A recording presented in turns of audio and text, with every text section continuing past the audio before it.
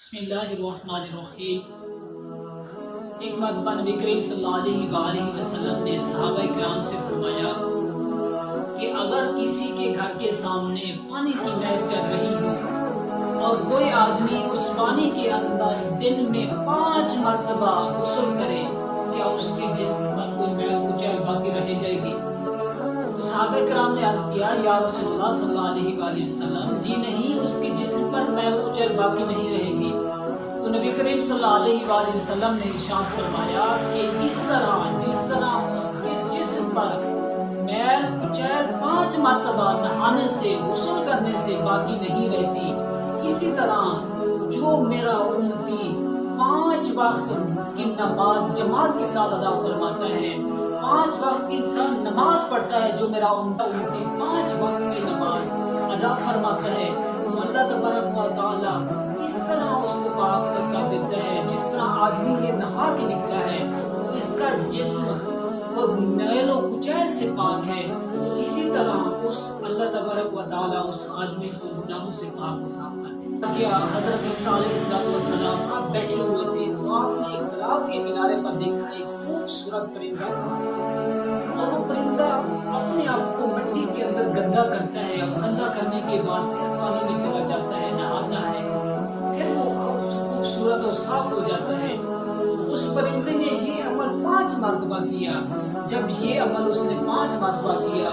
تو حضرت عیسیٰ علیہ السلام تعجب میں آ گئے، اور اللہ تبارک و تعالیٰ نے ارشاد فرمایا کہ اے عیسیٰ، اس پرندے کی طرح جس طرح اس نے اپنے آپ کو مٹی میں گندا کیا ہوا تھا، اپنے آپ کو مٹی میں گندا کیا ہوا تھا، پھر جب پانی کے اندر آیا تو یہ صاف ہو گیا، یہ صاف و پاک ہو گیا۔ یہی مثال میرے محبوب کی امت کی ہے۔ دنیا میں وہ رہیں گے تو اپنے آپ کو گناہوں سے گندا کرتے رہیں گے، جب میری بارگاہ میں آئیں گے اور 5 وقت کی نماز ادا فرمائیں گے تو میں ان کو اس پرندے کی طرح پاک و صاف کر دوں۔ اور آگے فرمایا، حدیث شریف کا مفہوم ہے کہ جب بندہ نماز پڑھنے کے لیے آتا ہے نا، تو گناہوں کی گٹھی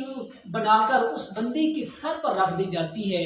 اور وہ جب بندہ رکوع میں جاتا ہے تو وہ گٹھی نیچے گر جاتی ہے۔ جب بندہ آتا ہے تو گناہ گار ہوتا ہے، اور جب جاتا ہے تو گناہوں سے پاک و صاف ہو کے جاتا ہے۔ نماز اس طرح کی چیز ہے۔ دیکھیں،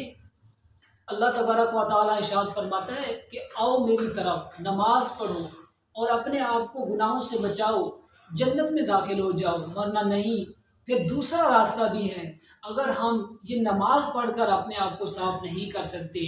تو صاف کرنے کا ایک اور بھی طریقہ ہے۔ دیکھیں، کہیں سے لوہا ہو تو وہ خراب ہو جائے نا، تو پھر اسے آگ میں ڈال کر صاف کر کے پھر کام پر لگایا جاتا ہے۔ یا سونا ہو، وہ خراب ہو جائے، اس پر میل و کچیل چڑھ جائے تو پھر بھی اس کو آگ میں ڈال کر، بھٹی میں ڈال کر پاک و صاف کر کے پھر کام پر لگایا جاتا ہے۔ اسی طرح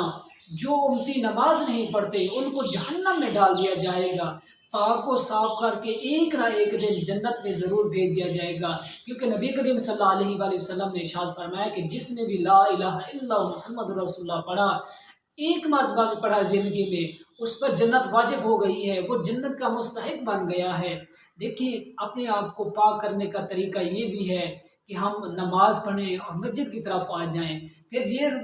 سوچیں کہ لوگ سوچیں گے یار نماز پڑھیں گے تو 5 وقت کی، یہ تو بہت مشکل کام ہے، ایک مرتبہ جہنم میں جا کر اپنے آپ کو پاک و صاف کر لیں گے۔ تو پھر آپ کو اتنا پتہ ہونا چاہیے، دنیا میں رہ کر ایک موم بتی جلا کر اپنے ہاتھ پر رکھیں تو ہمارا ہاتھ جل جاتا ہے، یا دنیا کی آگ میں بندہ چلا جائے تو وہاں پر جل کے بندہ مر جاتا ہے، تو یہ یہاں پر تو موت آ جاتی ہے۔ جو جہنم کی آگ ہے وہ اس سے 70 گنا زیادہ تیز ہے، وہاں پر موت آنے والی نہیں۔ ایک مرتبہ بندے کا جسم جل کے راکھ ہو جائے گا، پھر دوبارہ اسے جسم دیا جائے گا، پھر وہ جل کے راکھ ہو جائے گا، پھر دوبارہ اسے جسم دیا جائے گا۔ اسی طرح ایک دن میں 70 مرتبہ اس کا جسم چینج کیا جائے گا، وہ راکھ ہو جائے گا، پھر اس کو دیا جائے گا، وہاں پر موت آنے والی نہیں ہے۔ دوستو،